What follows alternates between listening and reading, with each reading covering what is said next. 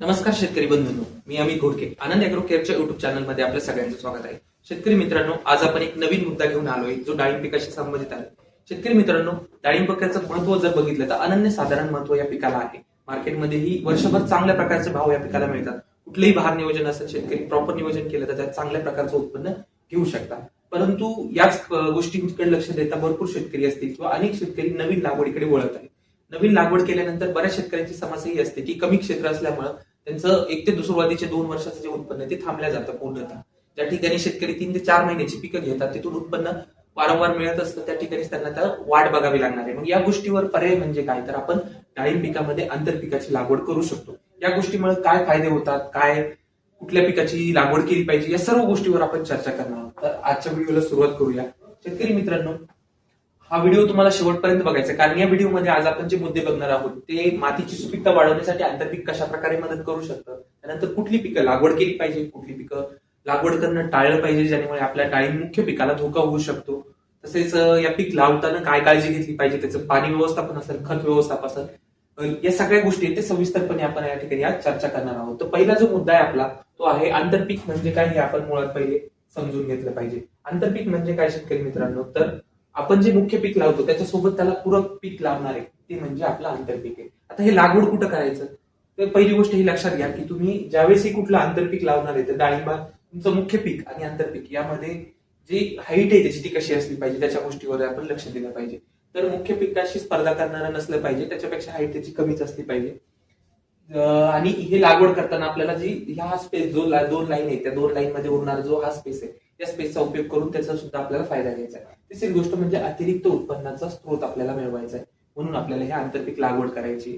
चौथी गोष्ट म्हणजे डाळिंब लागवड करताना कधीपर्यंत आपण हे आंतरपीक लागवड करू शकता, तर याचं उत्तर आहे की सुरुवातीच्या 2 ते 3 वर्षामध्ये तुम्ही आंतरपीक म्हणून कुठलंही पीक घेऊ शकता. त्यानंतर तुम्हाला हे आंतरपीक घेणं हे टाळायचं आहे. तर सुरुवातीची 2 ते 3 वर्ष हे तुम्ही आंतरपीक म्हणून घेऊ शकता.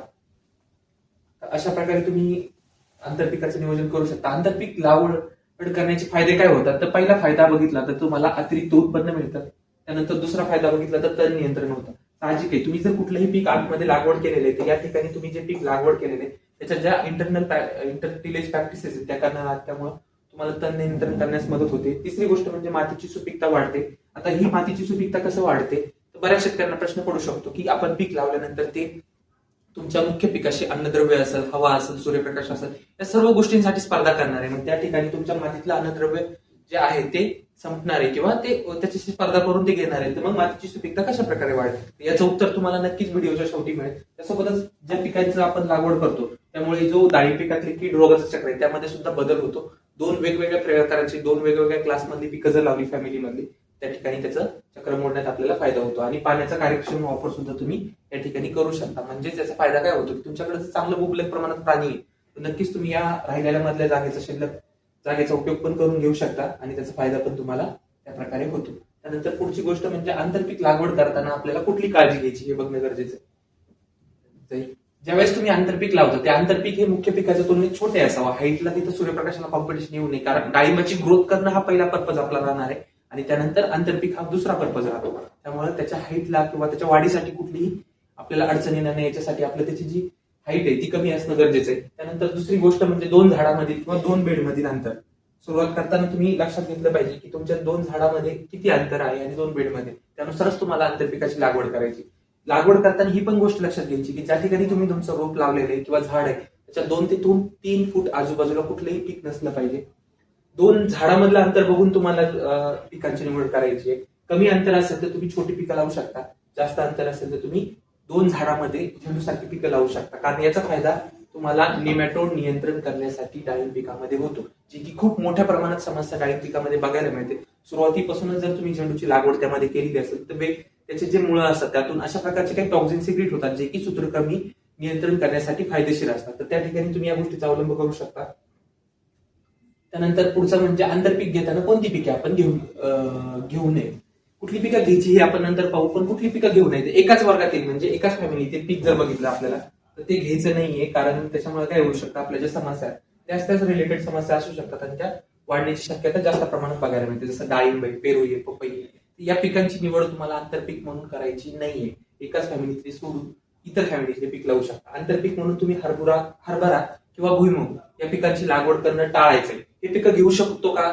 तर घेऊ शकतो. सोयाबीन असेल, हरभरा असेल किंवा तुमचा उडीद असेल, मूग असेल, भुईमूग असेल, या पिकांची लागवड करू शकतो. पण हे पीक लागवड करताना काळजी गोष्ट आपली काय गरजेचं आहे की या पिकांच्या मुळांमध्ये रायझोबियमच्या गाठी असतात, ज्या काय करतात की वातावरणातला नत्र जमिनीमध्ये स्थिर करून ठेवतात. आणि डाळिंब हे नत्राप्रती अतिशय संवेदनशील असं पीक आहे. त्यामुळे जास्त जर नत्राचं जमीन प्रमाण तुमच्या जमिनीत वाढलं तर त्या ठिकाणी तुम्हाला समस्या जास्त वाढण्याची शक्यता असते. त्यामुळे तुम्हाला त्या ठिकाणचा CN रेशो म्हणजे कर्ब नत्र जो रेशो आहे तो संतुलित असणं गरजेचं आहे. त्यासाठी तुम्हाला या पिकांची 2 हरभरा असेल किंवा भुईमुग असेल किंवा या क्लासमधील जे पीक आहे त्यांची लागवड करणं टाळायचे. ज्या पिकामध्ये निमॅटोडचा प्रादुर्भाव होतो असे पिकं घेणं तिथे टाळायचे. किंवा वेलवर्गीय पिके असतील, भाजीपाला असेल, तुमचं वांगे असेल, मिरची असेल, टोमॅटो असेल, यामध्ये सुद्धा तुम्हाला निमॅटोडचा मोठ्या प्रमाणात प्रादुर्भाव बघायला मिळतो. त्या व्यतिरिक्त वेलवर्गीय पिकं असतील म्हणजे तुमचं कारले असेल, दोडके असेल, यांचा सुद्धा वापर करणं तुम्हाला लागवड करणं टाळायचं. या गोष्टींची तुम्हाला त्या ठिकाणी काळजी घ्यायची. मग आता कुठली पिकं लागवड करायला पाहिजे ते आपण बघूया. तर डाळिंब पिकामध्ये आंतरपीक म्हणून लागवड करताना आपल्याला कमी कालावधीची पिकांची निवड करायची, जेणेकरून काय होईल आपल्याला ते लवकर हार्वेस्ट करता येईल आणि त्याच्यामुळे समस्या वाढणार नाही. तर कमी कालावधीच्या पिकांची लागवड करायची म्हणजे 3 ते 4 महिन्याची पिकं असली पाहिजे. त्याच्यामध्ये वेलवर्गीय जर तुम्हाला पीक लावायचं असेल कुठलं तर तुम्ही टरबूज खरबूज लागवड करू शकता. परंतु या ठिकाणी टरबूज खरबूज लागवड करताना एक गोष्ट लक्षात ठेवायची म्हणजे त्याचा बेड हा सेपरेट असला पाहिजे पूर्णतः, जेणेकरून तुमच्या डाळिंब पिकाला त्याची अडचण येणार नाही. त्यानंतर कांदा असेल, झेंडू असेल, मेथी असेल, कोथिंबीर असेल किंवा भाजीपाला पिकं असतील, कोबीवर्गीय जी भाजीपाला पिकं आहे तर या पिकांची तुम्ही लागवड करू शकता. कमी उंच वाढणाऱ्या व पसरत वाढणाऱ्या पिकांची निवड सुद्धा तुम्ही त्या ठिकाणी करू शकता. परंतु झाडाच्या खोडापासून 2 ते 3 फूट जे अंतर आहे ते तुम्हाला सोडणं अतिशय जास्त गरजेचं आहे. या गोष्टीची काळजी तुम्हाला घ्यायची. या पिकांची तुम्ही अशा प्रकारे पिकांची निवड करू शकता. झेंडू बघितलं तर हे लागवड करणं योग्य आहे अतिशय, की झेंडू पिकाची लागवड केल्यामुळे खूप सारे फायदे तुम्हाला त्या ठिकाणी होणार आहेत. परंतु याच ठिकाणी जर आपण बघितलं तर हरभऱ्याचा आपण फोटो बघू शकतो. याचा फायदा सुद्धा होतो, परंतु याचे नुकसान होण्याचे चान्सेस जे तोटे येतात ते जास्त आहेत. त्या ठिकाणी तुम्हाला हरभरा पिकाची किंवा अशा प्रकारे जे पीक लागवड करायचे ते टाळायचे. लक्षात घ्या मित्रांनो, तुम्हाला ही जी लाईन आहे त्यामध्ये तुम्हाला अंतर सोडणं गरजेचं आहे. की डाळिंबाचा जो बेड आहे तुम्हाला मोकळा पूर्ण सोडणं गरजेचं आहे. आणि या स्पेसमध्ये तुम्हाला एक बेड बनवून तुम्ही इथं दुसऱ्या पिकाची लागवड करू शकता, जेणेकरून तुमचा या पिकांना काही अडचण होणार नाही आणि त्याचा फायदा सुद्धा होईल. जेणेकरून यांच्या मुळांच्या क्षेत्रामध्ये पाणी जास्त असेल तर तिथं सुद्धा सत्वर कमी वाढू शकतो, तिथून इकडे पसरू शकतो. या गोष्टींची काळजी घ्यायची. मेन जे पीक आहे तुमचं त्याची हाईट असेल या गोष्टींचा विचार करा. दोन्ही मधला अंतरचा या गोष्टीचा विचार करू शकतो आपण. तर या गोष्टी आपण बघितल्या पाहिजेत. त्यानंतर हिरवळीची खते. तुम्हाला सुरुवातीला सांगितलं मी की आपण मातीचे आरोग्य सुधारण्यासाठी कोणत्या घटकांचा अवलंब करू शकतो किंवा आंतरपीक कशा प्रकारे फायद्याचे ठरते. शेतकरी मित्रांनो, पहिला प्रश्न जसं सांगितलं तुम्हाला आंतरपीक लागवड करू शकतो का, ती गोष्ट परत एकदा सांगतो मी. हो, करू शकतो, परंतु लागवड कुणी करावी? ज्या शेतकऱ्यांकडे कमी क्षेत्र आहे म्हणजे 2-3 एकर क्षेत्र, मर्यादित क्षेत्र आहे आणि त्यांना उत्पन्नाचा कुठलाही दुसरा सोर्स नाही, त्या ठिकाणी त्या शेतकऱ्यांनी आंतरपिकाची लागवड करणं योग्य. परंतु ज्या शेतकऱ्यांकडे दीर्घ क्षेत्र आहे म्हणजे जास्त क्षेत्र आहे, 10-20 एकर जमीन आहे, त्यांचा उत्पन्नाचा सोर्स पण आहे दुसरा त्यांच्याकडे, त्यांनी आंतरपिकाची लागवड करणे टाळावे. कोणत्या आंतरपिकांची?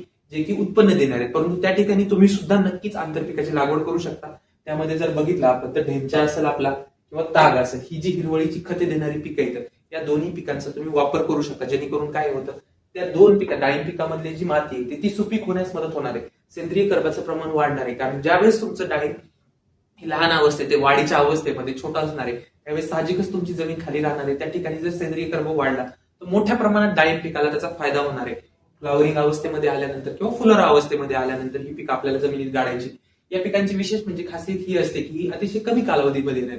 जनरली एक 6 ते 7 आठवड्यामध्ये ही दोन्ही पिकं तयार होतात.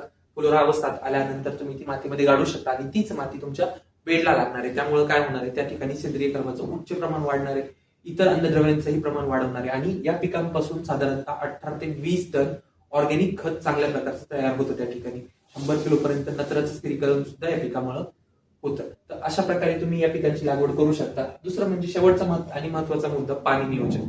ज्यावेळेस तुम्ही आंतरपीक लागवड करणार आहे त्यावेळेस दोन्ही पिकांचं पाणी नियोजन हे तुमचं सेपरेट असलं पाहिजे. तुम्हाला मोकळं पाणी देणं अतिशय म्हणजे काटेकोरपणे टाळायचं. त्या ठिकाणी अजिबात मोकळं पाणी द्यायचं नाहीये. दुसरी गोष्ट म्हणजे आंतरपीक याला तुम्हाला सांगितलं दोन्ही पिकांचं पाणी व्यवस्थापन वेगळं पाहिजे.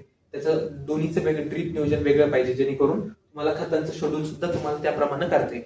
त्या पिकाला गरजेची खतं जी लागणार आहे ती द्यावं लागणार आहे. आणि आंतरपीक घेतल्यामुळे तुम्हाला खतावरती जास्त भर देणं गरजेचं आहे. त्यासोबतच आंतरपिकासाठी तुम्ही इनलाईन ड्रिपर वापरू शकता आणि डाळिंब पिकासाठी ऑनलाईन ड्रिपर तुम्ही वापरणं गरजेचं आहे. तर अशा प्रकारे तुम्ही आंतरपिकाची निवड करू शकता.